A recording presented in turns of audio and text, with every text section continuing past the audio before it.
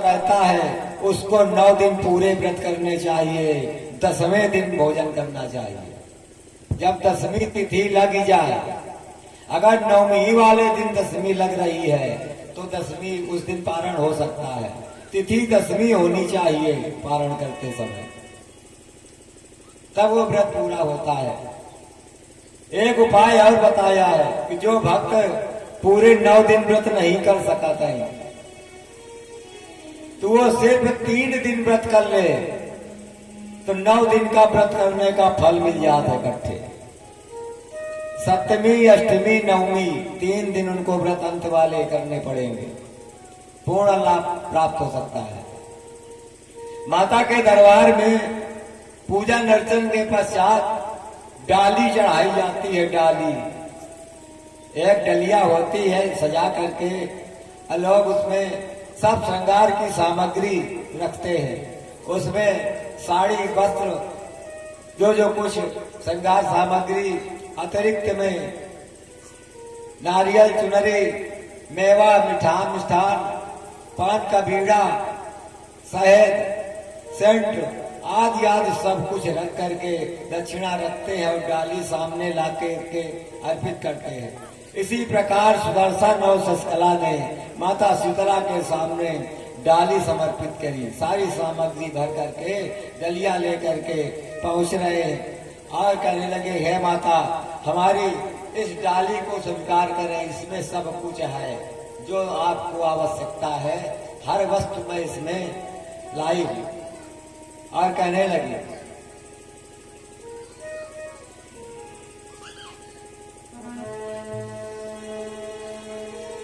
कि मैया मोरी डाली होवे कबूल, मैया मोरी डाली होवे कबूल, मैया मोरी डाली होवे कबूल।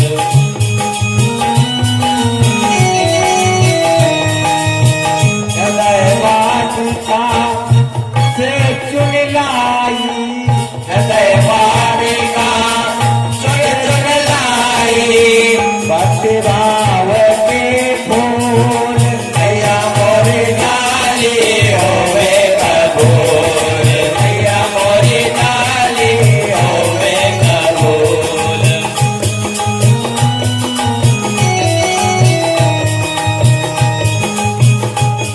अरे आज समझते जाए इसमें क्या क्या निकलता है, वही सब डाली में रखने का है। शशकला जो ले गई वही बमा के सामने कह रही है, सेवा में कुछ नेवा लाई, सेवा में कुछ नेवा लाई, तुम्हारे अनुकूल, मैया मोरी डाली होवे कबूल, मैया मोरी डाली होवे कबूल।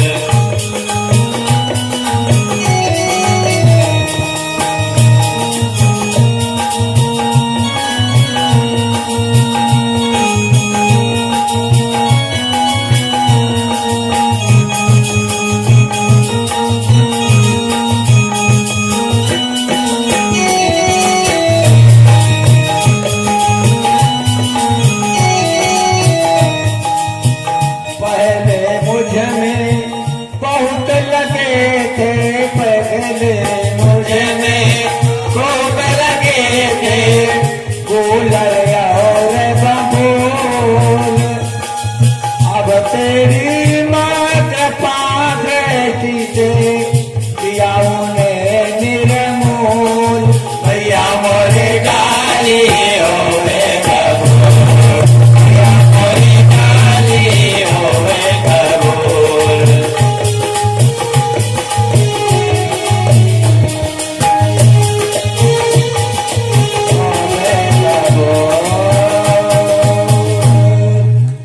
इस प्रकार डाली पूजन किया है।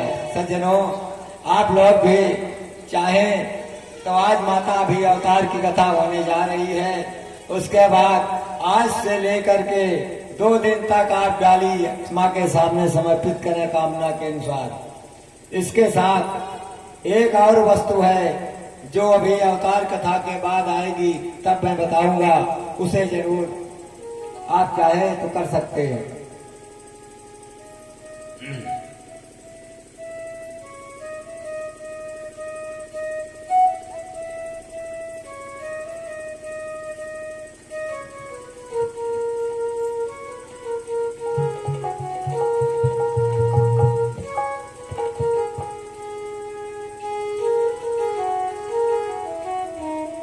सणुराजन प्रवक्ष्यामि विस्तरेण महामते,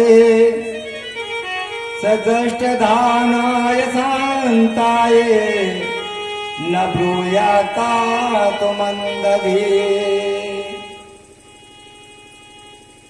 आज महाराज भगवान व्यास जी ने कहा, राजन इस प्रकार एक हीन शब्द क्लीन शब्द के माध्यम से उस सुदर्शन को खोया हुआ राज्य प्राप्त हो गया। कल की कथा में एक मंत्र की व्याख्या की गई थी, खाली एक एंग एंग कर करके उस बालक को विद्वान कर दिया था माता ने, और आज क्लीन क्लीन मंत्र से सुदर्शन को राज्य दे दिया। ये बीज मंत्रों का प्रभाव है, एक ही मंत्र बहुत काफी है। रंभश्चैव रंभश्च दानवो बलगर्विता। आज महाराज व्यास जी ने कहा कि दैत्यों में पाताल में रंभ और करम्भ नाम के दो वीर प्रकट हुए। दोनों ने शक्ति प्राप्त करने के लिए तपस्या करना चाहा, अर्थात रंभ ने कहा मैं अग्नि देवता को प्रसन्न करूंगा, तो करम्भ ने कहा मैं जल देवता को प्रसन्न करूंगा। तो रंभ ने चारों तरफ गोलाई से आग जला ली। जैसे गोलाई से लोग आग जलाते हैं, अब तो आजकल नहीं होता, पहले लोग गाड़ी के पहिया में हाल चढ़वावत थे, तो गोलाई से आग जलाई जाती। इसी प्रकार रंभ ने आग जला ली और बीच में बैठ के तपस्या करने लगे, अग्निदेव को प्रसन्न करना चाहता था। और करम्भ जल देवता वरुण देव को प्रसन्न करना चाहता था, तो जल में कमर के बराबर खड़ा हो गया और प्रभु जी के मंत्र का जाप करने लगा। रंभ करम्भ दोनों शक्ति प्राप्त करने के लिए अलग अलग देवताओं की तपस्या में लग गए। महाराज कहते हैं उनकी तपस्या का तेज संसार में फैलने लगा, यहां तक स्वर्ग तक पहुंच गया। सुरपति इंद्र घबरा गए कि किसकी तक का तेज है, अगर इसका तपस्या पूर्ण हो जाएगा तो कहीं मेरा राज्य न छीन ले। इसलिए घबराए इंद्र, ध्यान लगा करके देखा, समझ गए कि रंभ करम्भ है, पाताल से आए हैं तपस्या करने। तपस्या भंग करने के लिए सुरपति इंद्र ने जो करम्भ जल में पूजन कर रहा था, उसका वध करने के हेतु एक मगर का रूप इंद्र ने बनाया और जल में घुस गए और उसके पैर को पकड़ करके जल में ही घसीट करके डुबो दिया, मार दिया। करम्भ मारा गया। रंभ को जब यह ज्ञात हुआ कि मेरा भाई तो मारा गया, विचार करने लगा मैं अकेला रहकर संसार में क्या कर पाऊंगा। अर्थात जब भाई नहीं रहा तो मेरा भी अब रहना उचित नहीं है, और निकाली तलवार कि मैं भी सर काट करके इसी अग्नि देवता में को स्वाहा किए देता हूं। जब वे तलवार उठाकर मारना चाहा गर्दन पर, उस अग्नि से अग्नि देवता प्रकट हुई अग्नि देवता प्रकट हो गए और कहने लगे, हे भक्तों, ये क्या करते हो? आत्महत्या बड़ा पाप होता है, आत्मसात क्यों करना चाहते हो? कहा, महाराज मेरे भाई को इंद्र ने मार दिया, अब मैं अकेला ही बचा हूं, तो मैं अब कुछ कर तो सकता नहीं, इसलिए मैं भी अपने प्राणों को त्याग रहा हूं। अग्निदेव ने कहा कि ऐसे प्राणों को त्याग करके वो अधोगति करोगे, तुम वीर हो, वीर कभी हताश होकर प्राण नहीं त्यागते। जाओ, मैं तुम्हें आशीर्वाद देता हूं, इस स्थान से जब तुम यहां से निकलोगे तो रास्ते में तुम जिस किसी भी स्त्री को देखोगे उसी से तेरा विवाह हो जाएगा और उससे 2 वीर पुत्र तुम्हारे पैदा होंगे। वो इस तुम्हारे भाई कर्म के बदला लेने के लिए इंद्र के छक्के छुड़ाएंगे। वरदान दे दिया अग्नि देवता ने। अंतर ध्यान हो गए अग्नि देवता, उसने भी अपना वो तपस्या यज्ञ समाप्त कर दिया और चला। जब चला तो वहां पर भगवान शिव का एक विशाल मंदिर था कुछ दूर पर। वहां यक्ष प्रदेश से एक यक्षिणी आई थी पूजा करने। उसी मंदिर से जब निकला तो यक्षिणी पर नजर पड़ गई उस रंभ की। जब नजर पड़ी तो उसे पकड़ने को दौड़ा तो यक्षिणी खड़ी हुई तो पीछे पीछे दौड़ पड़ा। महाराज कहते हैं दौड़ते दौड़ते वो आगे भग रही है, वो पीछे से भगता चला जा रहा है। जब यक्षिणी ने देखा कि ये मुझको पकड़ ही लेगा तब उसने अपनी माया से भैंस का रूप बना लिया, महिषी का रूप बन गई। अब महिषी के रूप में वो जब भगने लगी फिर भी उसने पीछा नहीं छोड़ा। तब विचार किया मैं पाताल को चली जाऊं। जब हुए पाताल में प्रवेश करना चाहा तब तक रम ने पीछे पूंछ पकड़ ली और पूंछ पकड़े पकड़े वो आओ पाताल चलो साथ। जब वहां पहुंच गए तो वहां दैत्यों ने फिर उस यक्षिणी के साथ में रम का विवाह कर दिया। यद्यपि वो यक्ष जाति की थी, ये दैत्य वंश के थे। अग्निदेव का वरदान था इसलिए गंधर्व विवाह हो गया। कालांतर में जब यक्षिणी के यक्ष प्रदेश के लोग इस बात को जान पाए तो वहां का राजा बहुत बड़ी सेना लेकर आ गया दैत्यों के यहां युद्ध के लिए कि हमारी यक्षिणी को तुमने कैसे रख लिया। युद्ध हुआ। उस युद्ध में वो रंभ मारा गया, रंभ का वध हो गया। पर वो यक्षिणी गर्भवती थी। दैत्य वंश में एक नियम था, अगर कोई किसी की मृत्यु होती है तो पत्नियों का सती होएगा पर। तो रंभ जब शरीर छूट गया, रंभ का चिता लगाई गई, बैठ उसमें लेटाया गया तो उसमें यक्षिणी को भी बैठना पड़ा। आग लगाई गई तो वो तो गर्भवती थी, अग्निदेव का आशीर्वाद था। जब हुई आग लगी उसका धुआं चारों तरफ से फैला और उस तेज के प्रभाव से यक्षिणी का पेट फट गया। जब हुई पेट फटा तो 2 पुत्र बाहर चिटक करके गिरे आके चिता से बाहर। एक पुत्र जिसका सारा शरीर मानव का था, मुख भैंसे का था, और दूसरा उसी के समान वीर पराक्रमी था। वो तो दोनों जल के सते हो गए, समाप्त हो गए। तो ये वरदानी पुत्र, इनका पालन पोषण दैत्यों ने किया और धीरे धीरे ये लोग भी तपस्या करने गए। जिसका मुख भैंस का था उसी का नाम महिषासुर रखा गया। और दूसरे भाई का नाम था रक्तबीज। इनके जन्म की कथा ऐसी है।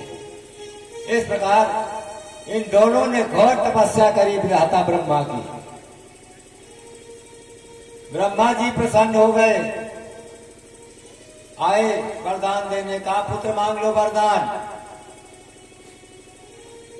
महिषासुर ने कहा आप वरदान देने आ ही गए हो तो ऐसा करो महाराज,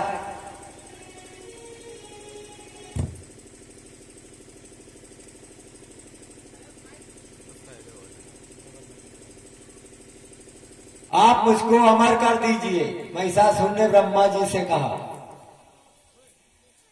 मुझे अमर कर दीजिए महाराज।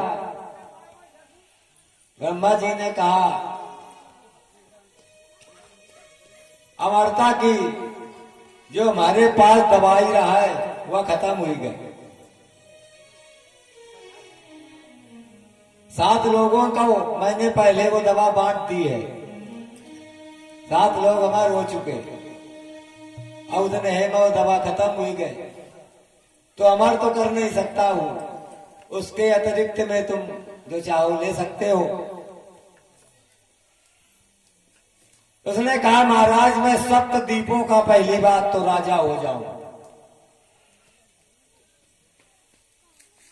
सप्तद्वीप का राजा था महिषासुर, वरदान में ले लिया था। जम्बद्वीप, किसद्वीप, शाल्मली द्वीप, प्योंच द्वीप, पुष्कर द्वीप आदि आदि 7 द्वीप है अपने यहाँ। और इन्हीं को आप लोग एशिया, यूरोप, अफ्रीका आदि आदि नाम से जानते हैं। यही एक राजा ऐसा हुआ जो सप्तद्वीपों का एक छत्र सम्राट था। और कहा महाराज मुझे मानव की तो बात ही नहीं, देवता भी न मार सके।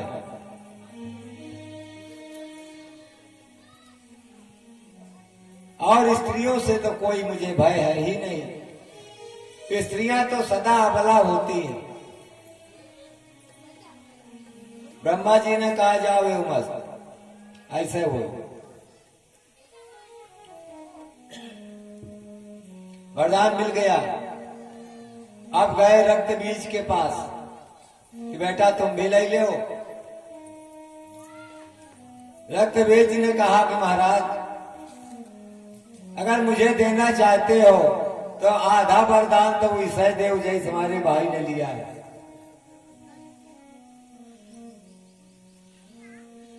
आधा वरदान तो वही दो जो मेरे भाई ने दिया है, अब आधा हम अपनी इच्छा से लेंगे।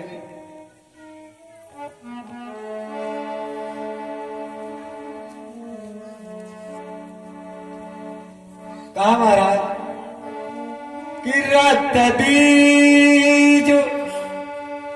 ने वर मांगा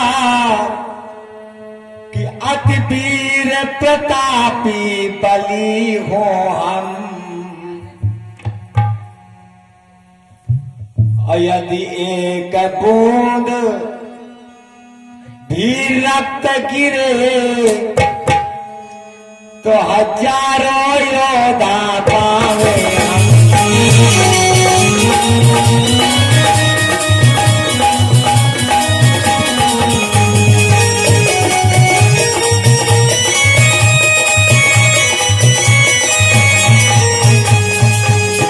कहा हमारे शरीर से अगर एक भी बिंद पृथ्वी पर रक्त गिर जाए तो हमारे ही समान शक्तिशाली 1000 योद्धा तैयार हो जाए।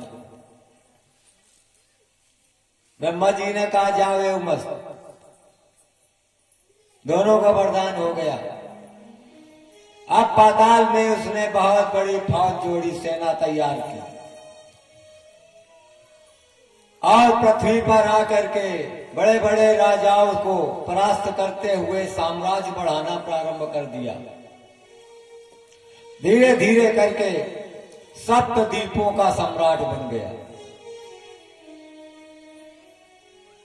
सप्तद्वीप का सम्राट बन गया। स्वर्ग में चढ़ाई कर दी, स्वर्ग में धावा बोल दिया, इंद्रादिक देवताओं से युद्ध किया। वरदानी था इसलिए सभी देवता हार गए। और सब कंदराओं में छिप गए, वहां का भी शासन करने लगा। उसके पास बहुत बड़ी सेना थी। इस तरह महाराज कहते हैं कि राजन, देवता लोग घबराए। पृथ्वी पर उसका शासन, क्योंकि दानव था, दानवी वृत्ति का तामसी शासन होने लगा। घोषणा करा दी, पूजा पाठ बंद कर दिए जाए, अगर कहीं भी कुछ होता हो उसे खंडन करो। यहां तक कहा गया है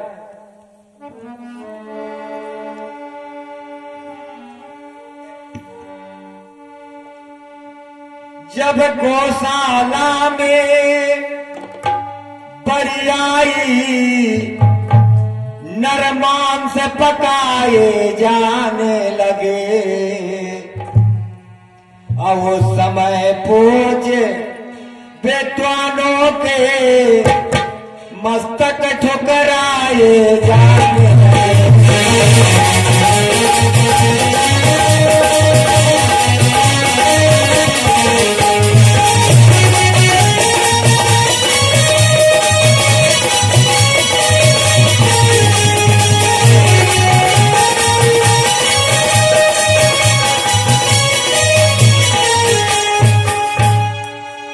आतंक यहां तक था उसका कि चुपचाप कष्ट जग सहता था, हरि नाम न लेने देता था और खुद ईश्वर बन कर रहता था।